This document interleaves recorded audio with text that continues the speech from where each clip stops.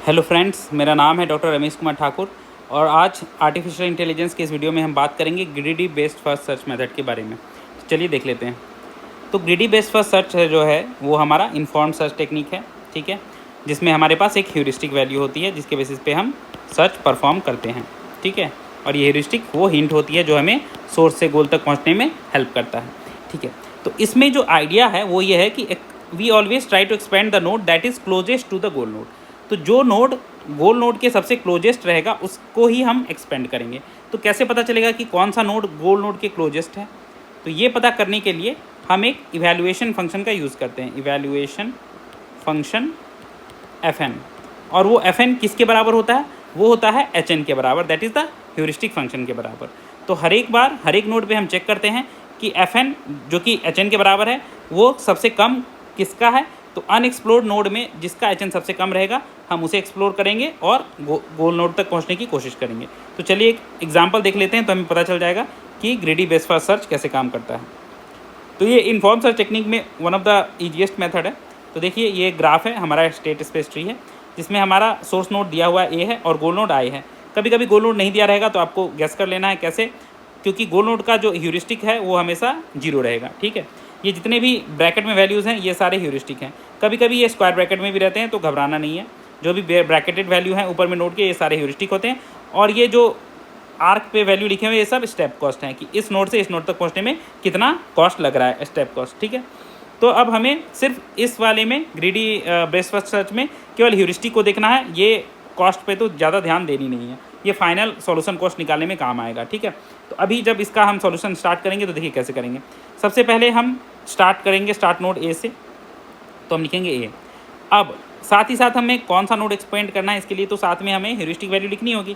तो ह्यूरिस्टिक हम ना सबस्क्रिप्ट में लिख दिया करेंगे ताकि पता चले कि कौन सा वाला एक्सपेंड करना है। तो ए जो है उसका HN क्या है 35, ह्यूरिस्टिक वैल्यू को HN भी बोलते हैं, ठीक है। ए 35 ऐसे करके हम लिख देंगे और इसे एक नोड बना देंगे, ठीक है, ऐसे। अब सोर्स नोड को तो एक्सपेंड होना ही है हर केस में, और अनडायरेक्टेड ग्राफ है तो हर डायरेक्शन में एक्सपेंड होगा, ठीक है। सो ए से कौन कौन कनेक्टेड है, एक बी कनेक्टेड है और एक डी कनेक्टेड है, तो हम दो ले लेंगे। एक ले लेंगे हम बी, एक ले लेंगे हम डी, ठीक है।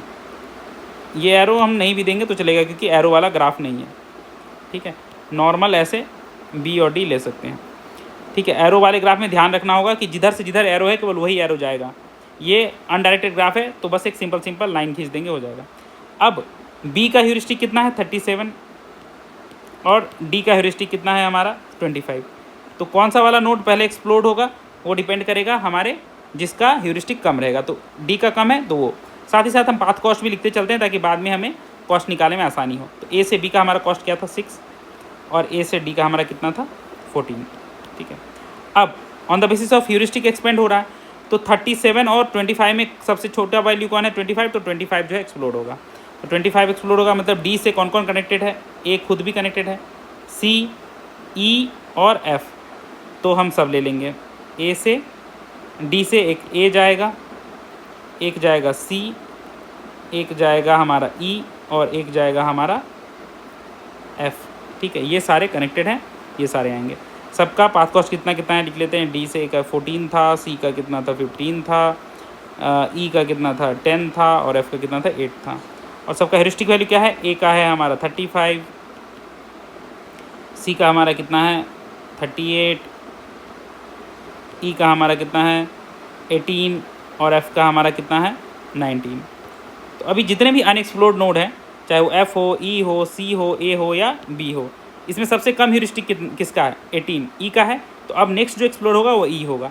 ई से कौन कौन कनेक्टेड है, डी खुद एंड आई, तो हम यहाँ से दो लेंगे, एक डी लेंगे एक आई लेंगे, ठीक है। तो जब डी लेंगे हम यहाँ पे, ओके, तो दोनों का पाथ कॉस्ट भी लिख लेते हैं। डी का ये 10 था और आई का कितना है 21 है। और ह्यूरिस्टिक कितना कितना है, डी का है 25 और आई का है 0। अब देखिए ग्रीडी बेस्ड फर्स्ट सर्च में क्या है, आई हमारा गोल नोड है और हम आई तक पहुंच गए हैं तो हम स्टॉप कर देंगे सर्च, और बेस्ट हम जो है पाथ ढूंढने की कोशिश नहीं करेंगे।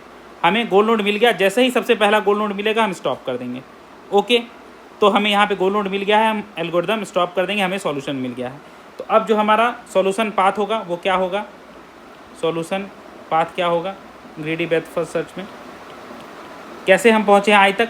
पहले ए से हम गए डी पे, डी से हम गए ई पे और ई से गए हम आई पे।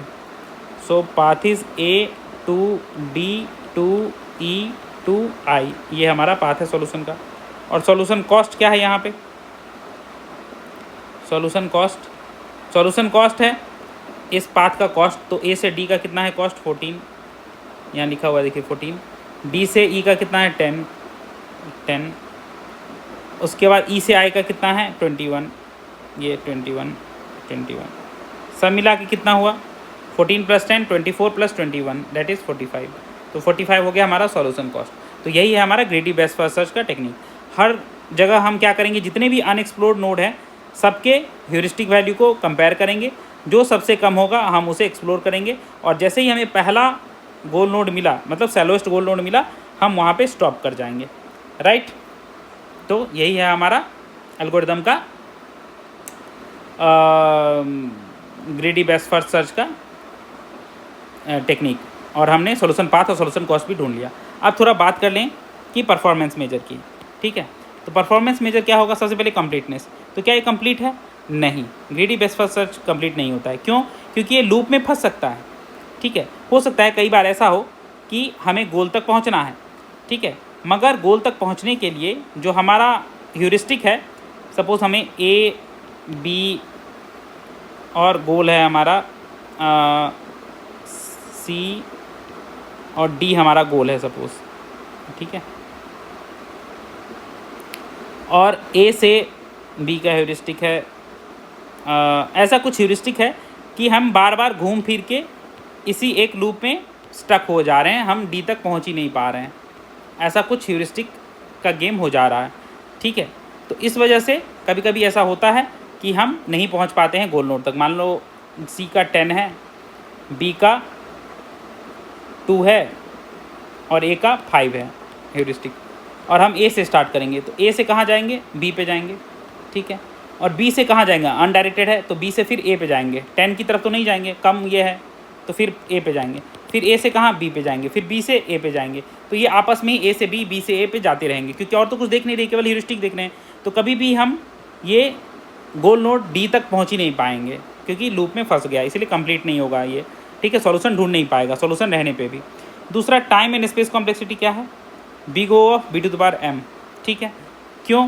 क्योंकि ये जो है यहाँ पे बिग O ऑफ b⁴m हम लोग जानते हैं, b जो होता है हमारा वो ब्रांचिंग फैक्टर होता है, ब्रांचिंग फैक्टर जो कि होता है maximum number of branch of any node in that space, state space, and m जो होता है हमारा क्या है?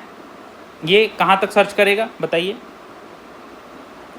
अगर कहीं पे मैक्सिमम डेप्थ है तो वहाँ तक ये चला जाएगा, मैक्सिमम डेप्थ तक चला जाएगा, क्योंकि ये सिर्फ ह्यूरिस्टिक देखता है। तो ये हो सकता है गलत पाथ में भी चला जाए, तो ये मैक्सिमम डेप्थ तक सर्च करेगा। तो इसीलिए टाइम और स्पेस कॉम्प्लेक्सिटी इसकी होगी b⁴m, big O of b⁴m, ठीक है।